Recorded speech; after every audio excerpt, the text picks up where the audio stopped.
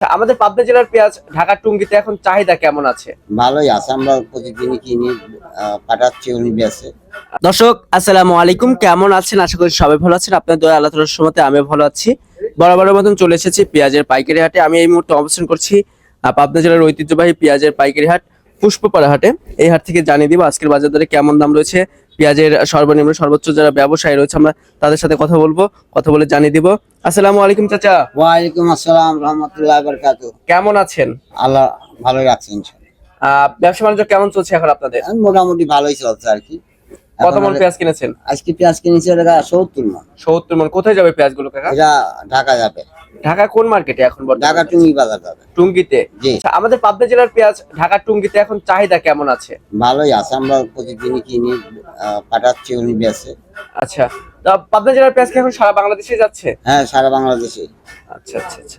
দাম কেমন আছে? বাড়তি নাকি কমতি রয়েছে? এখন দাম ওই রকমই আছে, একদিন হয়তো 100 বাড়ে আর একদিন 100 কমে, এরকমই চলতে থাকে। এই যে পেঁয়াজের বাজার যে রাতারাতি পরিবর্তন হচ্ছে জোয়ার ভাটার মতন, এতে তো আপনারা যারা ব্যবসায়ী রয়েছেন তারা তো মানে চরম বিপাকের মধ্যে হ্যাঁ, আছে। বিপাকে তো করে, লস হয়, হয়তো আবার কমে গেলে পরে বাজারটা লস হয়, বাড়লে পরে কিনা যায় না, এই সমস্যা, অনেক সমস্যা আছে, কাস্টমার নেয় না, এগুলো অনেক দই ঝামেলা আছে। কৃষকরা কি ন্যায্য মূল্য পাচ্ছে এখন? কৃষকরা এখনো ন্যায্য মূল্য পাচ্ছে না।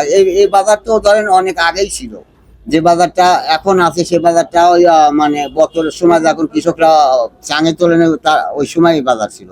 এখন তো কৃষকের লস হবেই। এখন তো মানে নষ্ট হয়ে যাচ্ছে। হ্যাঁ, লস মালিক ওই দেখেন, পচা পেঁয়াজ ফেলে দেওয়া হচ্ছে, ওনারাও ফেলতেছে, আমরাও ফেলতেছি, এটা লস হয়।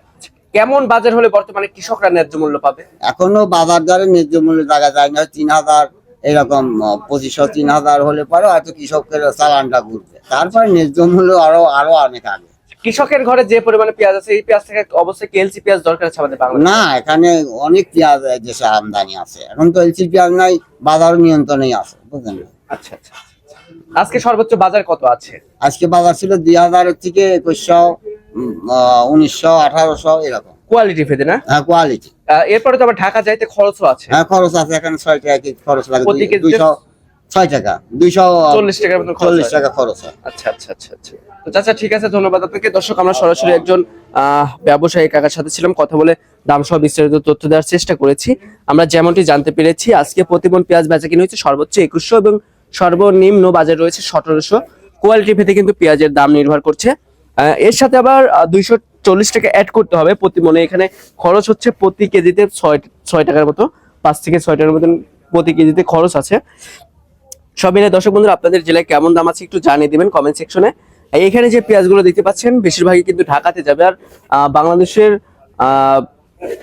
প্রায় 30 থেকে 35% পেঁয়াজ উৎপাদন হয়ে থাকে এই পাবনা জেলায়। তার মধ্যে পাবনা সদর, সুজানগর এবং সাথী উপজেলায় সবচেয়ে বেশি পেঁয়াজ উৎপাদন হয়ে থাকে। তো দর্শক, এ ছিল আমার কাছে সর্বশেষ তথ্য। দেখা হচ্ছে পরবর্তী ভিডিওতে। আল্লাহ হাফেজ।